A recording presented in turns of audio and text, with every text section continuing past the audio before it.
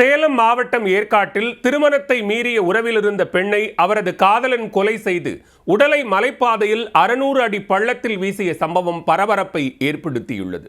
காதலியின் செல்போனுக்கு வந்த ஒரு அழைப்பு கொலை செய்யும் வரை சென்றது எப்படி?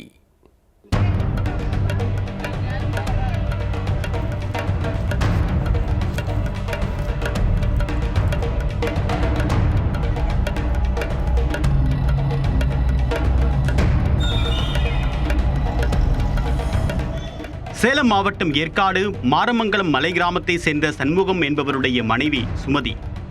நாமக்கல் மாவட்டம் சூலாங்காட்டு புதூர் கிராமத்தை சேர்ந்த சுமதிக்கு கடந்த 2 ஆண்டுகளுக்கு முன்பு திருமணம் நடைபெற்றுள்ளது.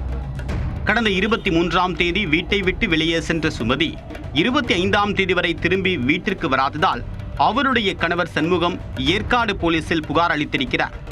புகாரை தொடர்ந்து ஏற்காடு போலீசார் விசாரணை மேற்கொண்டனர்.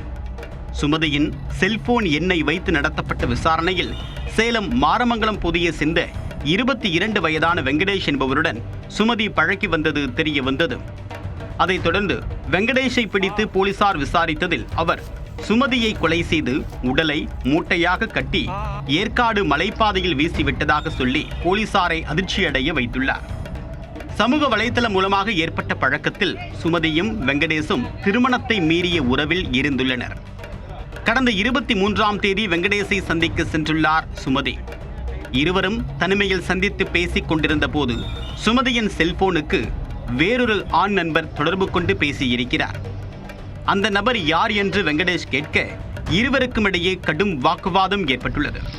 ஒரு கட்டத்தில் சுமதியை கடுமையாக தாக்கிய வெங்கடேஷ் பிறகு அவர் அணிந்திருந்த துப்பட்டாவை வைத்து அவருடைய கழுத்தை நெரித்து கொலை செய்துள்ளார். பிறகு சுமதியின் உடலை வெள்ளை சாக்கு பையில் கட்டி எடுத்துக்கொண்டு தன்னுடைய பைக்கில் ஏற்காடு மலைப்பாதைக்கு சென்றுள்ளார் வெங்கடேஷ். கொட்டச்சேடு வழியாக குப்பனர் செல்லக்கூடிய சாலையில் முனியப்பன் கோவில் அடுத்த வளைவில் சாலையோரத்தில் உள்ள மலைப்பகுதியில் சுமதியின் உடல் இருந்த சாக்குப்பையுடன் தள்ளிவிட்டிருக்கிறார்.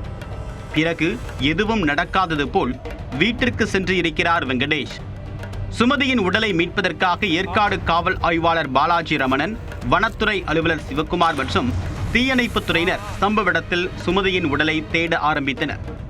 சுமார் 1 மணி நேர தேடுதலுக்கு பிறகு சுமதி உடல் இருந்த மூட்டையை போலீசார் கைப்பற்றினர். மலைப்பாதையில் வனப்பகுதியில் 600 அடி பள்ளத்தில் சாக்கு மூட்டையில் கட்டி வீசப்பட்ட மூட்டையை கண்டுபிடித்து மேலே எடுத்து வந்தனர். பிறகு சேலம் அரசு மருத்துவமனையில் உடற்கூறு ஆய்வு செய்வதற்காக சுமதியின் உடல் ஆம்புலன்ஸ் மூலமாக அனுப்பி வைக்கப்பட்டது. வெங்கடேஷை கைது செய்த போலீசார் சுமதி கொலையில் வேறு யாரேனும் சம்பந்தப்பட்டு உள்ளார்களா என்றும் விசாரணை மேற்கொண்டு வருகின்றனர்.